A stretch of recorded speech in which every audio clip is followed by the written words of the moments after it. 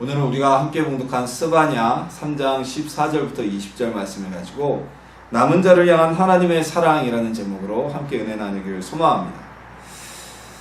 우리 하나님이 어떤 분이십니까? 우리 하나님이 어떤 분이실까요? 뭐 하나님이 여러 가지 속성이 있죠. 우리 하나님은 늘 우리에게, 하나님의 백성에게 은혜 주시기를 고민하고 계신 분이 바로 우리 하나님이십니다. 우리가 어려움에 처했을 때, 그때에도 우리가 하나님의 도움을 바라죠. 하나님은 우리에게 도움 주시기를 원하십니다. 때는 우리가 승승장구해서 전혀 하나님의 도움이 필요 없을 것 같을 때에도 하나님은 우리에게 은혜를 주시기 위해 여전히 마음 쓰고 고심하고 계신 분이십니다. 언제나 우리와 늘 함께 하시면서, 언제나 늘 우리와 동행하시면서 우리에게 보호하심과 은혜를 베푸시는 분이 하나님이십니다. 그런데 우리는 사실 언제 더 하나님의 은혜를 느끼게 됩니까? 우리 하나님은요, 언제나 우리와 함께 계세요. 늘 우리와 좋을 때나 기쁠 때나 슬플 때나 힘들 때나. 그러나 우리는 주관적으로 느낄 때는, 우리가 승승장구하고 하나님의 은혜와 축복 속에 살아갈 때는 하나님의 사랑을 잘 느끼지 못합니다. 우리가 고난 가운데 있고 어려움 가운데 있고 큰 고통을 통과하여 있을 때, 그때 하나님이 주신 은혜가 더욱더 상대적으로 깊게 느껴지게 되죠. 오늘 우리가 나누는 스바냐서 말씀은요, 유대왕 요시야 시기에 스바냐 선지자들을 통해 하나님께서 선포하신 예언의 말씀입니다. 이 예언의 말씀은 유다와 예루살렘과 그리고 그 주변의 나라에게 임할 하나님의 심판, 그리고 그 심판 이후에 있을 하나님의 구원과 축복에 대한 예언의 말씀입니다.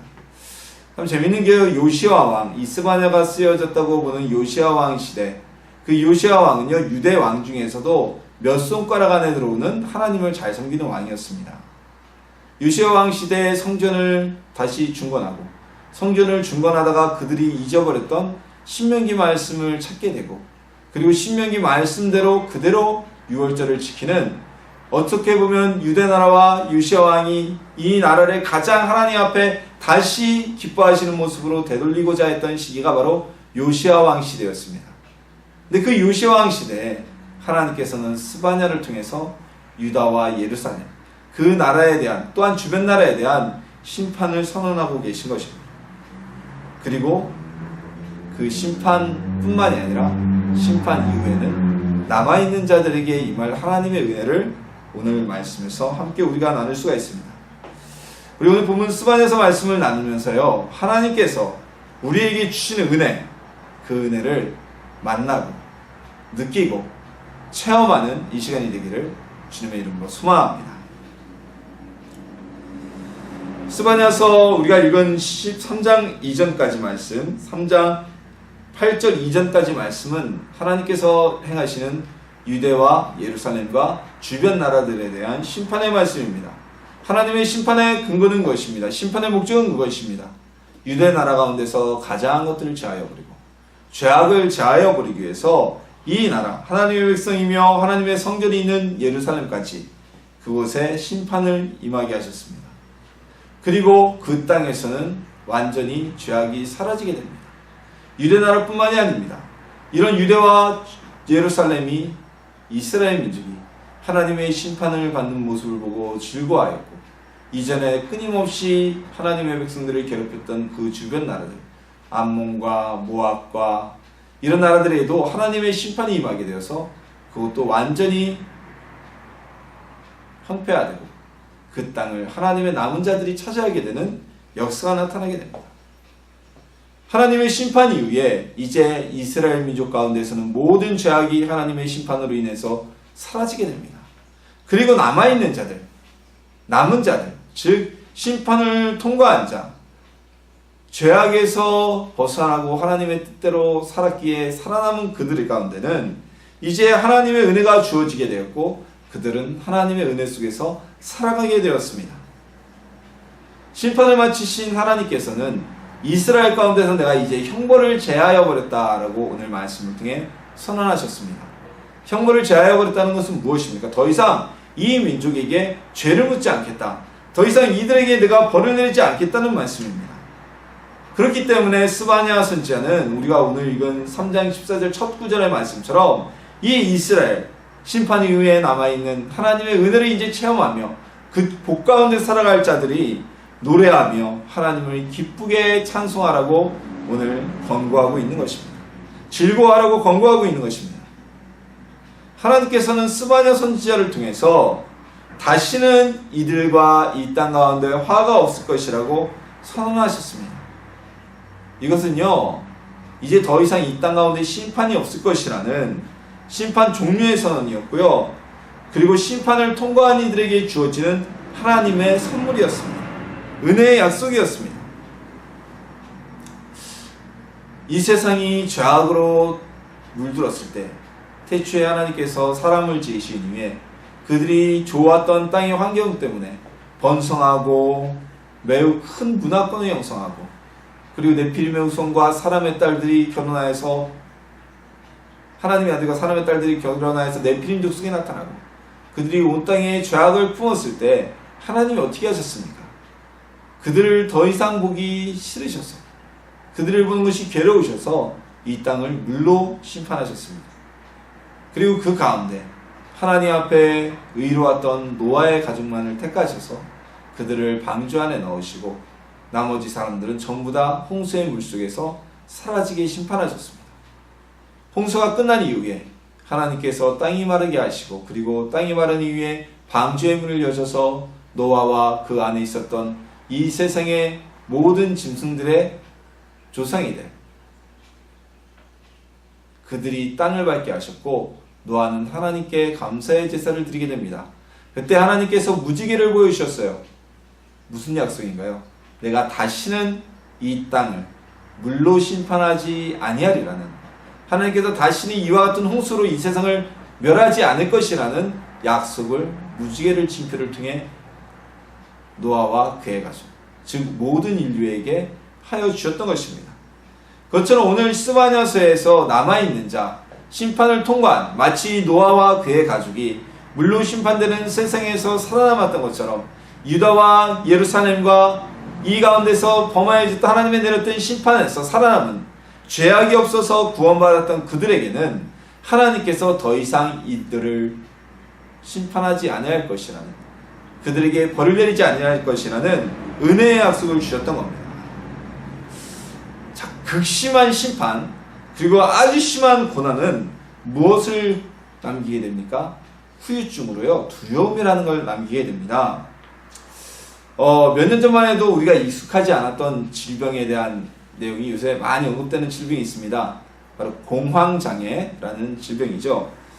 이 공황장애가 무엇이냐면요, 뭐 사람이 모이는 공간, 어떤 특정한 공간이나 아니면 특정한 조건이 벌어지게 되면요, 여러 증상으로 나타나는데 막 숨이 가빠오기도 하고 과호흡 증상이 나타나기도 하고 두근두근거리면서 식은땀이 나고 매우 심한 불안 증세를 보이기도 하고요. 도저히 그곳에는 정상적으로 있을 수 없는 그 증상을 바로 우리가 공황장애라고 하는데요. 이 공황장애의 원인은 무엇이냐면요, 보통 대부분 과거에 있었던, 과거에 동일한 그 공황장애를 일으키는 것과 비슷한 환경에서 얻었던 큰 충격이 마음속 깊이 잔상으로 남아서 공황장애를 일으키는 원인이 된다고 합니다. 우리가 이 충격의 기억을, 우리 마음속에 남아있는 충격의 기억을요, 트라우마라고 하는데요. 심리학적 용어 또는 의학적인 용어로 트라우마라고 하는데, 이 대표적인 트라우마, 공황장애를 일으키는 트라우마가 뭐냐면 그 외상후 트라우마 장애라고 그러죠. 그러니까 큰 사건 아니면 아주 굉장히 힘든 심리적인 충격을 받은 이후에 나타나는 외상이니까 이거는 이제 뭐 어떤 심리적인 충격보다는 사건과 사고 또는 이런 건데요. 예를 들어서 전쟁에서 참전하고 돌아온 군인들이 전쟁이 끝나고 일상생활을 함으로 있어서도 굉장한 심리적인 적응을 못하고 사회적인 적응을 못하는 경우를 우리가 보게 됩니다. 예를 들어서 우리 람보 시리즈, 아주 오래된 영화인데요. 그 람보 시리즈에 나오는 람보가 그렇죠. 람보가 외상후 트라우마 장애를 가지고 있는 군인이죠. 전쟁이 끝났음에도 늘 전쟁터에 있는 것 같은 생각들, 그 환상에 사로잡히게 되고 일상적인 생활에 적응하지 못합니다. 잠만 자면 꿈을 꾸게 되고 악몽을 꾸게 되고, 자, 그럼 또는 우리가 교통사고를 당했거나 아니면 큰 사건 사고를 당했을 때 뭐 산풍, 백화점이 무너지거나 세월호가 침몰했을 때 그 자리에 있었던 사람들, 또는 그걸 옆에서 목격한 사람들이 정신적으로 받는 충격이 있습니다. 그걸 보고 우리가 외상후 트라우마 장애라고 그러는데요. 이 충격이 그대로 트라우마로 남게 되면 그 트라우마 받은 사건이 연상되는 조건이 만들어지면 도저히 견딜 수가 없는 공황장애라는 질병으로 나타나게 됩니다. 하나님의 엄청난 심판을 목격한 사람들, 자 여러분, 소돔과 고모라가 하늘에서 불비가 내려서 유황비가 내려서 그 성이 완전히 불태워지죠. 우리가 말이 쉬워서 그렇지 하늘에서 내리는 유황불이라, 그리고 불태워지는 그 성을 보는 것은 엄청난 트라우마입니다. 세월호가 달아나는 모습을 보면서 우리나라 전 국민들이 트라우마를 충격을 받았잖아요. 그처럼 엄청난 트라우마입니다. 이스라엘 민족이, 자신의 이웃들이, 자신의 나라가 하나님의 심판과 형벌을 받는 모습을 보고, 주변 나라들이 심판과 형벌을 받는 모습을 보고 남아있는 자들에게는 그것이 큰 충격과 공포가 되지 않을 수 없었을 것입니다. 그러나 이들은 또한 그것에 대해서, 그런 심판을 보면서 하나님께 대한 경외심도 함께 있었을 것이죠. 그러나 이들에 대해서 하나님께서는 두려워하지 말라고 말씀하고 계십니다. 자, 무서운 마음, 하나님께 대한 우리가 어떤 경외심을 가지고 있어야겠죠. 그러나 무서운 하나님에 대한 트라우마가 남게 되면요, 그 사람은 사랑의 하나님을 만나지 못합니다. 그리고 하나님께 진심으로 기도하지 못하게 됩니다. 무서운 분 앞에서 무슨 진심의 마음을 내놓겠어요. 우리도 어려운 사람 앞에서는 우리의 진심을 내놓지 못하잖아요. 농담도 못하잖아요. 제가 좀 많이 그런 편인데, 제가 어른분들을 만나는 걸 좀 많이 힘들어 하는 편입니다. 딴 게 힘든 게 아니라 어른들 앞에만 가면 말도 좀 더 조심하게 되고, 혹시나 실수할까봐 몸가짐도 좀 더 조심하게 되고. 근데 안 그런 친구들도 굉장히 많아요. 안 그런 분들도 많아요. 그래서 오히려 어른들 앞에서도 그냥 귀여움받고 사랑받고 이러는 분들 보면 어떠한 격식을 갖추기보다는 격식을, 예의를 갖추면서도 친근하게 다가가는 분들이 윗분들한테도 굉장히 사랑을 받고 귀여움을 받습니다. 근데 두려움이 있다면, 너무 어려워하는 마음이 있다면 그렇게 다가가지 못하게 되고요. 격식은 갖추고 예의 바른 사람이라는 이야기를 듣지만 좀 더 가까운 관계, 어떤 인간적으로 정이 통하는 관계를 맺기는 쉽지가 않죠. 우리 이 시간을 통해서 두려움이 아닌 사랑의 하나님을 만나기를 소망합니다. 무서운 하나님이 아닌 기쁨의 하나님을 만나기를 소망합니다. 그렇다면 우리는 그 사랑의 하나님, 두려운 하나님이 아니라 사랑의 하나님을 어떻게 만날 수가 있을까요? 오늘 본문 17절 말씀은요, 복음성가 가사로도 사용되어서 너무나 많은 분들이 암송하고 또는 기억하고 있는 굉장히 유명한 말씀입니다. 그리고 오늘 본문 17절 말씀 한번 봉독해 볼까요? 암송하실 수 있는 분들은 암송하셔도 좋습니다. 자, 시작. 너의 하나님 여호와가 너의 가운데 계시니 그는 구원을 베푸실 전능자이시라. 그가 너로 말미암아 기쁨을 이기지 못하시며 너를 잠잠히 사랑하시며 너로 말미암아 즐거이 부르며 기뻐하시리라 하리라. 얼마 전까지만 하더라도, 직전까지만 하더라도 철저한 심판으로 유다와 예루살렘과 이방 나라에서 죄악을 심판하신 하나님께 대해 우리가 두려워하지 않을 수 있는 이유, 이 남은 자들이 두려워하지 않을 수 있는 이유는 우리가 방금 봉독한 17절 본문에 모두 기록되어져 있습니다.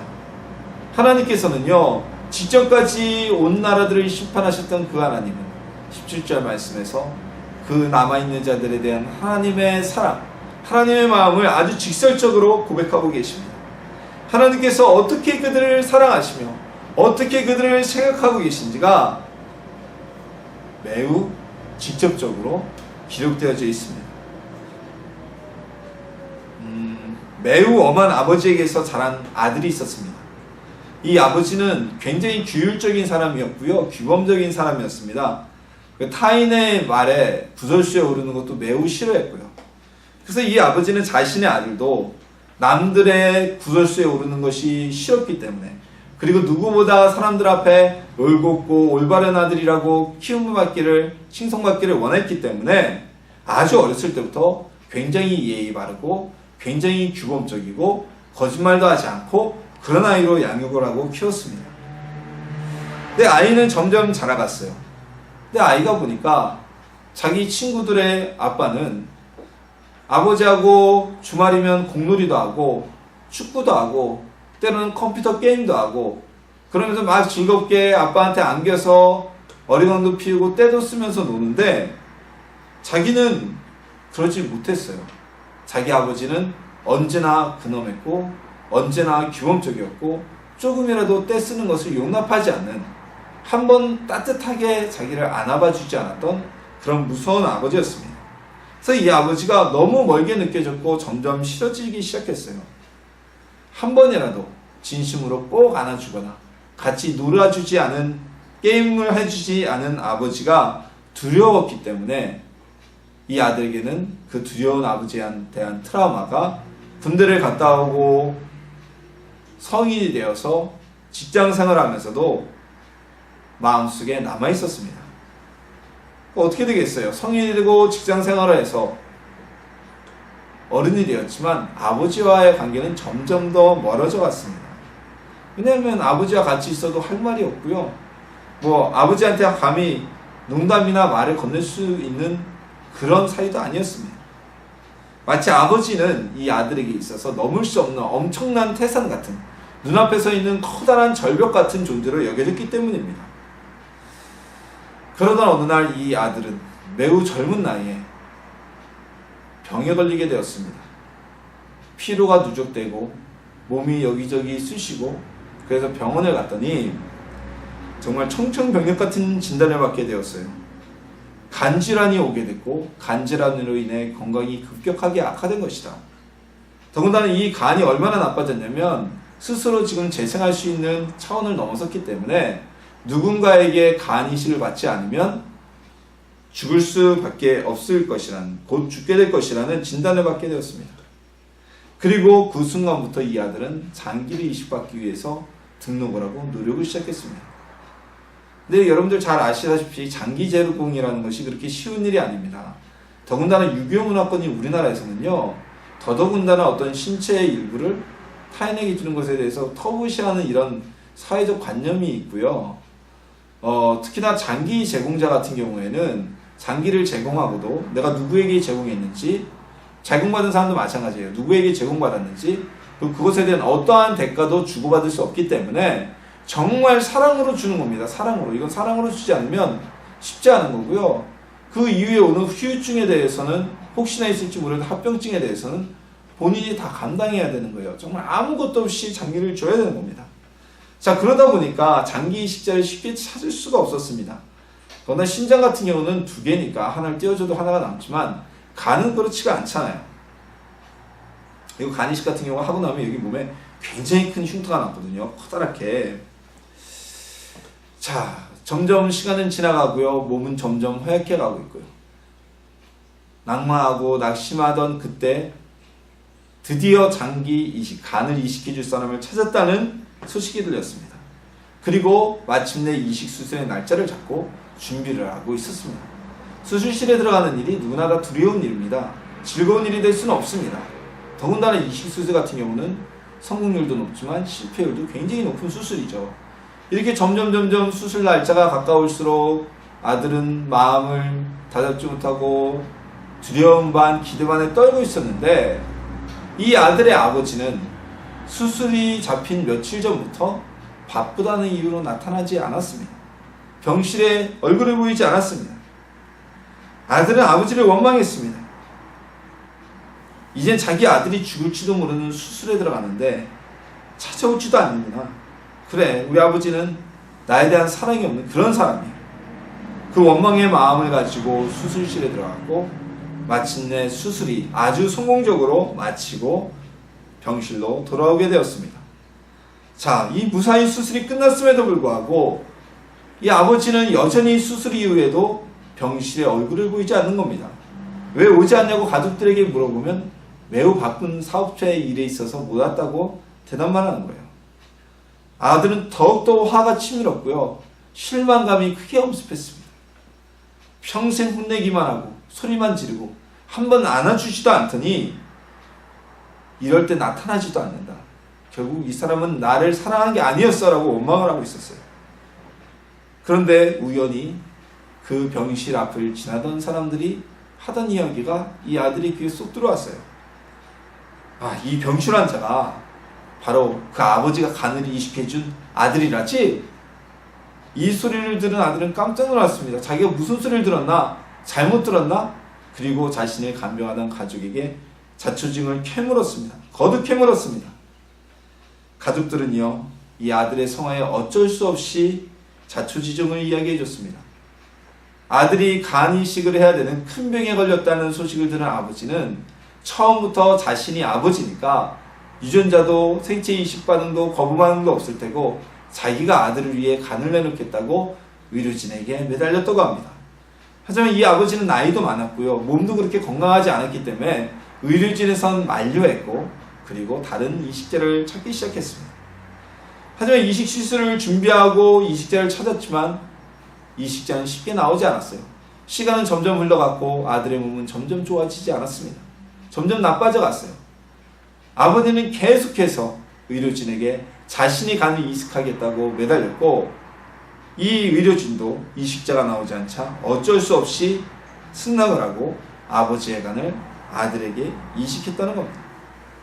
그리고 이식 수술 준비를 위해서 아버지도 입원을 하고 병원에서 약을 넣고 주사를 준비해야 됐기 때문에 수술 이전에 며칠 동안 아들을 찾아올 수가 없었고요.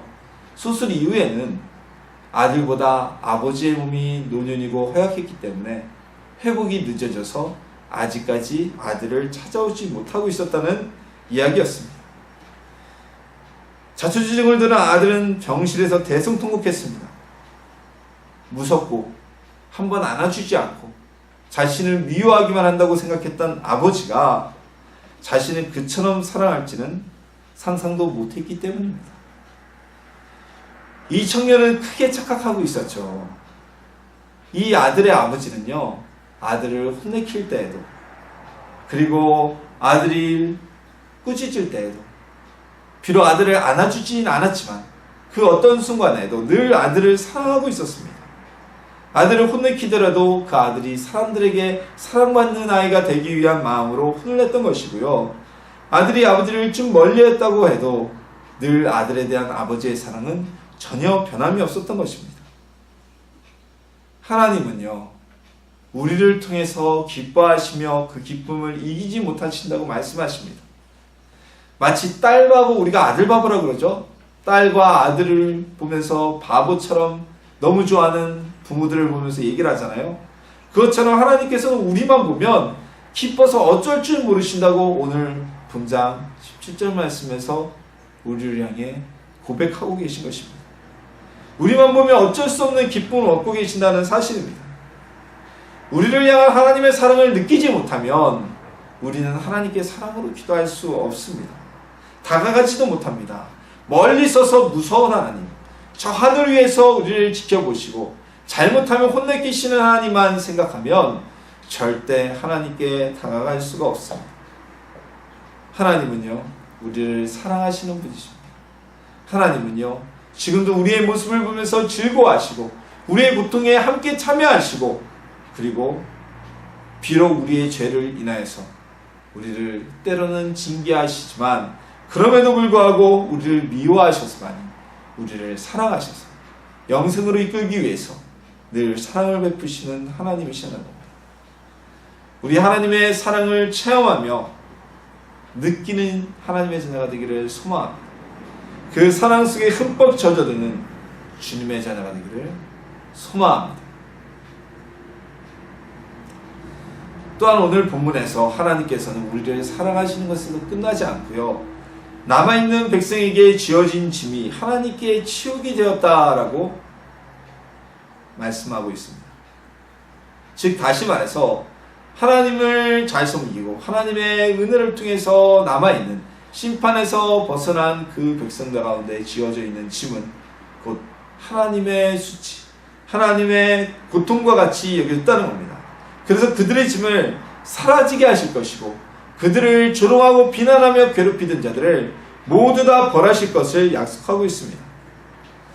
자, 오늘 본문 말씀은요, 우리를 괴롭게 하며 우리에게 근심을 주며 우리의 존재를 위협한 모든 것들, 그것이 사람이건 아니면 눈에 보이지 않는 무형적인 두려움 또는 괴로움, 상황적인 문제이건 아니면 우리의 눈에 보이는 물질들 또한 질병들, 이런 것 같은 환경적이나 유형적인 유형이건 무엇이든 간에 하나님께서 하나님의 수치를 알고 사라져버리게 만드시라는 겁니다. 저도 어렸을 때 그런 적이 있어요. 제가 어디 돌아다니다가 어렸을 때 막 놀고 다니다가 얼굴이 이렇게 시꺼먼 거만 묵히고 오면 저희 어머니께서 이렇게 까맣게 얼굴 묻히고 다니면 어떡하냐고, 왜 거지같이 묻히고 다니면 안 된다고 해서 얼른 내려와서 얼굴을 씻어주신 경험이 몇 번 있어요. 여러분도 그러실 거고 여러분의 자녀에 대해서도 우리 성도님들도 똑같이 하실 것입니다. 왜 그럴까요? 아이 얼굴에 뭐 까만 것 좀 묻으면 어때요? 옷 좀 지저분하고 거지같이 입고 다니면 어때요? 그건 아이에게도 수치지만 곧 부모의 수치죠. 자식 교육을 어떻게 하길래, 자식 관리를 어떻게 하길래 애를 저렇게 거지꼴로 돌아다니, 그런 얘기가 나오잖아요. 우리 하나님이 그렇다는 겁니다. 우리가 괴로움을 당하면 하나님이 그걸 수치로 여기신다는 거예요. 그래서 우리의 괴로움을, 우리의 어려움을 제하여 버리신다는 겁니다. 그리고 그것에서 끝나지 않고 힘이 없어서 자기 땅에서 쫓겨난 무리, 즉 이스라엘 땅에서 쫓겨난 그들, 포로가 되었던 그들을 다시 모아 회복시키시고 온 세상 모든 사람들 앞에서, 수욕을 특히 당하는 자들 앞에서 그 하나님의 자녀의 남은 자들의 칭찬과 명성을 얻게 할 것을 약속하여 주셨던 것입니다. 포로된 이스라엘을 다시 회복시킬 때 온 세상 사람들에게 칭찬과 명성을 얻는 존귀한 자가 되게 하실 것을 예언하신 것입니다. 예언이 무엇입니까? 예언은요, 이루어질 미래의 일을 먼저 선언한 말씀이라는 겁니다. 이 일은 이루어질 것입니다. 장래 이루어질 일을 먼저 말씀해 주신 것이에요. 즉 이 말씀은 짧게는 포로기에서 이스라엘 민족이 다시 회복되어지는 사건으로 이루어지게 됩니다. 성취되어지게 됩니다. 그리고 오늘날 우리에게도 앞으로 이 일이 성취가 약속되어 있습니다. 언제입니까? 하나님을 믿고 주님을 따르는 남은 백성들, 끝까지 이 세상의 죄악에 물들지 않고 견뎌낸 주님의 자녀들은 우리 예수님께서 다시 오실 때 주님과 함께 하늘나라에서 천국잔치를 벌이며 심판에서 면죄함을 받고 모든 이들 앞에서 영광을 얻게 하실 것이라는 약속의 말씀인 것입니다. 따라서 주의 백성은 근심에 빠져 낭망할 이유가 없습니다. 하나님의 자녀들, 그들은 세상의 고통에서 낭망할 이유가 없습니다. 고통의 트라우마에서 허우적거릴 시간이 없습니다. 왜요? 우리 하나님이 우리에게 회복의 시간, 축복의 시간, 우리를 세상 사람들 위에 높이셔서 그들 앞에서 희망의 증거를 삼으실 그때까지, 그때를 이루실 것이기 때문입니다. 그때가 오게 하신다고 약속하고 있기 때문입니다. 예언하고 계시기 때문입니다. 우리가 하나님의 때, 우리에게 주어질 하나님의 회복과 축복의 시간, 그리고 끝까지 시험을 이기고 남아있는 죄악 가운데서 벗어난 남은 자들에게 주시는 그 축복을 받아 누리는 주님의 자녀가 되기를 예수님의 이름으로 소망합니다. 제가 이 말씀을 보면서요, 딱 떠오르는 게 있었어요.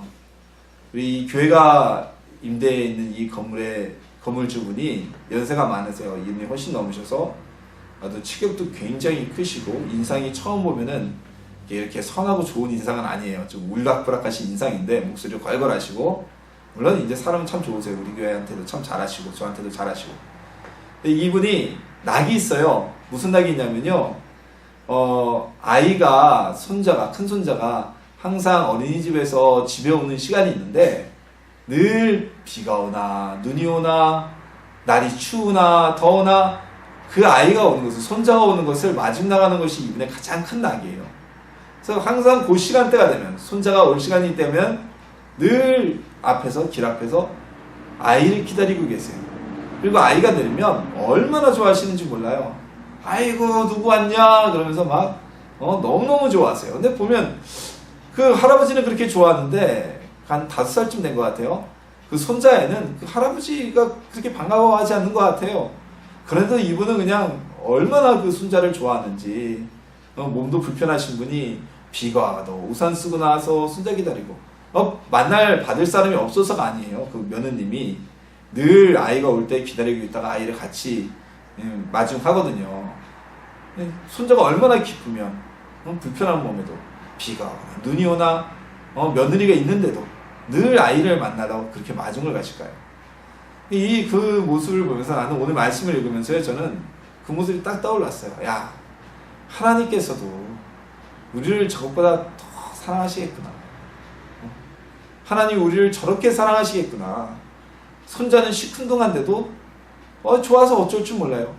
늘 같은 집에 붙어 살면서도 늘 보는데도 그렇게 좋으신지 몰라요. 우리 하나님은 우리를 얼마나 기뻐하실까? 우리 하나님은 우리를 얼마나 사랑하실까?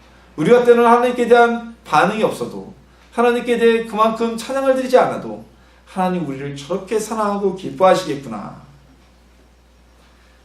그런데도 큰 감사를 느끼지 못하는 것은 우리의 어리석음 때문이죠. 우리의 교만함 때문이죠. 자, 우리는 하나님의 사랑 속에 살아가고 있습니다. 하나님은 우리를 기뻐하는 분이십니다. 우리를 즐거워하는 분이십니다. 심판의 하나님이셨지만 심판을 통과한 남은 자들, 즉 하나님의 말씀대로 죄악 가운데 오염되지 않고 죄악에서 벗어난 그들, 바로 오늘날 하나님을 부인하고 하나님을 모른다고 하고 하나님을 대적하는 가운데서 예수님을 믿고 주님을 영접하여 이 시간 예배드리며 하나님을 섬기는 저와 여러분, 그들을 하나님은 사랑하시고 우리를 통해 기쁨을 얻고 계신다고 말씀하고 계십니다. 우리가 예뻐서, 우리가 즐거워서 어쩔 줄 모른다고 고백하시는 하나님이십니다. 때론 우리의 죄악이 우리를 하나님 앞에 징계를 가져오기도 합니다. 그러나 그 징계가 끝나는 순간 하나님은 이전보다 더 좋은, 더 사랑스러운 모습으로 우리에게 큰 은혜를 베푸신다는 것이 바로 오늘 본문의 말씀입니다. 우리에게 주시는 메시지입니다. 여러분, 사랑의 하나님, 이 하나님을 사랑하길 소망합니다. 하나님은요, 무서운 분이 아닙니다. 무뚝뚝한 분이 아닙니다. 무관심한 하나님이 아닙니다. 하나님은 늘 언제나 우리를 사랑하시고 우리에게 복 주시기를 원하시는 분이십니다. 하나님의 사랑을 느끼십시오. 하나님의 사랑을 체험하십시오.